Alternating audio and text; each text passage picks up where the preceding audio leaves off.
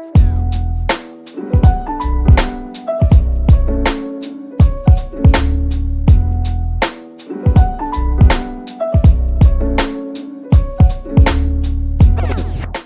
Stomies. Today I'm going to go through the most common questions I get from people on TikTok, YouTube, Instagram, all of that jazz. I get answered these pretty much over and over, and I thought, let's address some of them. Most of these questions are valid, and they're probably just people worrying about certain things. Some people just ask out of morbid curiosity. Whatever the reason, I thought I'd go through them today and see if we can clear some bits up. For those of you that don't know me, my name is Tommy, and I make videos on day-to-day life of living with an IBD and a stoma. Don't forget to like, follow, and comment. It really helps new creators like me. Anyway, let's get down to it. Does it smell? I get this a lot, and it's quite a common misconception that stoma bags smell. I mean, obviously they smell when you empty it, but osteomates or people with a stoma, they don't smell. If it does smell, it's likely that you've got a leak somewhere. It should be pretty obvious if you've got a leak, but it could also be leaking through the filter, which is, where is it? Here at the top of the bag. That is a filter that lets air out. Sometimes it can leak through there on certain bags, so it could be smelling through there. If you've got a mucus fistula like me, like that filter leaks all the time, and the smell is not great. But no, people with stomas do not smell. No more than normal people anyway. Another one I get a lot is, can you hear it? And in my case, yeah, sometimes you can, yeah. A stoma will still fart just like you used to, but it goes into your bag as opposed to out in the air. Depending on your diet, depending on how active your stoma is, it can make noises. That might not be what you want to hear, but it does, and I'm just going to be honest. Sometimes you can hear the output, sometimes you can hear fart sounds. Don't worry though, there are things you can do to help reduce it. If you put a slight bit of pressure on where the stoma is, it will muffle the sound and it'll reduce it. So if you find that your stoma makes farty sounds when you're eating or late at night, which is what happens to me, you can just rest your arm on it, which is pretty simple. Or if you're in the US, you can get these discs which you put into your support belt, or they'll give you a support belt as well. And that will muffle the sound because it puts a slight bit of pressure on your stoma. These do really work. I use them when I go to the office, and I combine these with my support belt or with my M&S boxes, which work really well. It is annoying, but there are things you can do to reduce it, such as drinking less pop or soda or whatever you want to call it, fizzy drinks, making your diet a bit better as well, and reducing foods that generally make people farty, such as cabbage or sprouts or whatever. But it's something that you do learn to get used to, and there are tricks to help reduce that sound, so don't worry. Another one is, can you still be intimate with your partner? Yes, you can. There's nothing actually stopping you doing whatever you did before. I know it can be a little bit more awkward now you've got a bag. You might feel self-conscious, or it might get in the way. So a few ways around that I'd say is, you can wear less bulky support belts, which might not visually look that good, but it does keep things out of the way. There are ones that are like stretchy elastic. I think Comfizz do them. The company's called Comfizz. It's more like a spandex thing that'll just keep everything in place, keep everything hidden, and it really helps if you're quite self-conscious about the bag. There are also some bags that do this. So some bags have Velcro attached to them, and you can fold it up. Now that really helps. Obviously it needs to be empty. Make sure it's empty. That's an obvious one. But this really helps reduce the size of it and anything flapping around whilst you're doing whatever. It really helps as well if you're swimming, or if you want to just keep everything a lot smaller. It makes it stick out a little bit more, but it means it's not flapping around. It's another good tip to help keep things out of the way. But the actual physical act should not be any different than it was before. I should say that if you've just come out of surgery, you need to be careful, because you might still be recovering. You might have surgery scars that you need to be careful about. So obviously be careful if you're fresh out of surgery. But once you've recovered, there's no reason why you wouldn't be able to. The next one is super valid, is what happens if you have a leak in public.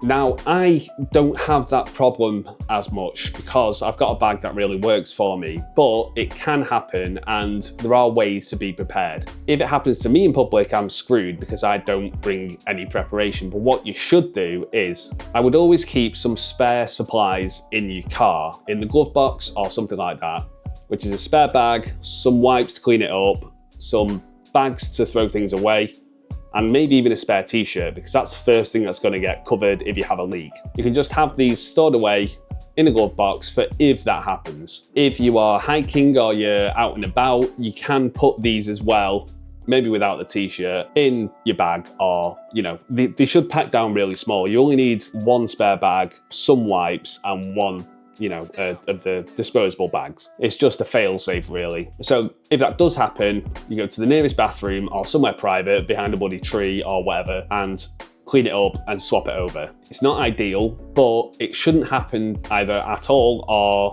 often if you've got the right bag that works for you. Apart from having the spare supplies with you, there's not much else you can really do. People obviously ask about this because it's probably the worst case scenario for someone with a stoma, but I can say to you, if you've got the right bag, it shouldn't really happen that much. The next one is pretty related, is can you swim with a stoma? Yes. So stoma bags are designed to be submerged in water. They're aware that some people might be showering, bathing, swimming, you know, they've thought of this already. So what happens is when you swim or whatever, the stoma bag can get wet. Just make sure it's fully secure before you go swimming. Make sure it's not peeling or lifting or anything. And what you'll find is it doesn't affect the bag at all. It'll probably block the filter a little bit, but that's fine. You can just change it when you get home or whenever. But once you get out, I just dry the bag thoroughly with a towel. And what will happen is the adhesive actually reacts with the water and actually gets a little bit stronger, if anything. I find removing my bag after I've had a bath or been swimming is actually more difficult than if it was dry. So yes, you can easily go swimming. There's a self-confidence thing you might be worried about. That's not really something that I can help with, other than it will get better with time. But the only thing that I would be wary of is if you're going to the beach, you can still swim in the sea, but some bags can have a reaction to salt water. This is only what I've heard. I've not experienced it myself. So the first time you ever go into the sea with your stoma bag is just bring some spares with you and just monitor it when you're doing it for the first time and see how your bag reacts to the salt water. It's likely that nothing will happen, but at least you're just staying safe. And you only have to do this for the first time. Once you know that your bag is fine in salt water, you'll be fine after that, but just something to be aware of. So another one is, do you have to empty it all the time? Which depends. If you have an ileostomy like me, you do have to empty it reasonably frequently. So I'd probably say mine's, I can go anywhere from 4 times a day to, if I'm really active, maybe 6 or 8, but that's worst case scenario really.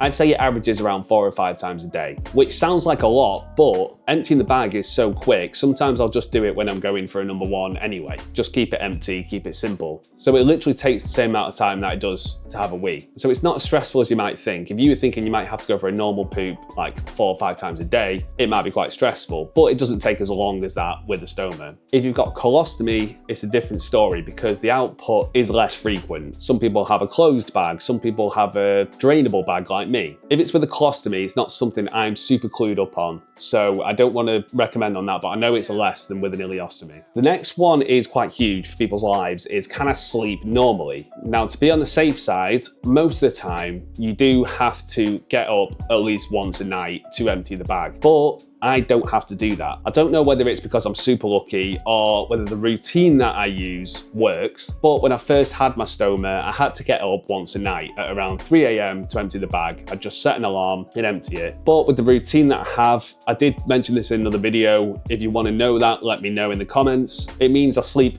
at least 8 hours through the night without having to empty the bag. It's not perfect because I have to change my bag every night, but I'd rather spend 5 minutes changing my bag than getting up at 3 AM every night. So when you first get your stoma though, you might have anxiety around sleeping, which is completely fair. Obviously it's a completely new way of sleeping, completely new way of life, and you might be waking up a lot to check and make sure nothing's leaked. That's completely normal and it will get easier as you go on. What I'll say is that if your bag needs to be emptied, you do sort of get this sixth sense a little bit and you do wake up to empty it. I mean, not all the time. You can still have accidents, and I'm not saying it's perfect, but I've not had one accident for, I don't think, for maybe a year and a half. I think all my accidents happened in the first 3 to 6 months. After that, I've not had any accidents whatsoever. So that's something that actually put me off having a stoma for quite a while, is the stoma nurse said you will likely have to get up every night, which luckily I didn't have to do that, but it's something that might be worrying you. You might not have to. If you try the routine that I did or come up with your own routine, you might be able to sleep through the night, but I don't want to promise anything that I can't be 100% on. Another question I get a lot is, do I regret getting a stoma? Which A lot of people don't have a choice on whether they get a stoma, but it's not a simple yes or no. I personally booked in my surgery and decided to have a stoma, but I still didn't really have much of a choice because no medications were working for my ulcerative colitis. But it did make the decision difficult because I had to decide to get the stoma. It wasn't an emergency surgery or anything like that, which some people do have to have if they're really ill with an IBD or whatever. In my experience, I'd do it all over again. The quality of life difference is massive. From when I had ulcerative colitis and I was super ill, having to go to the bathroom all the time, didn't really want to get out of bed because I didn't feel well enough, to now is night and day.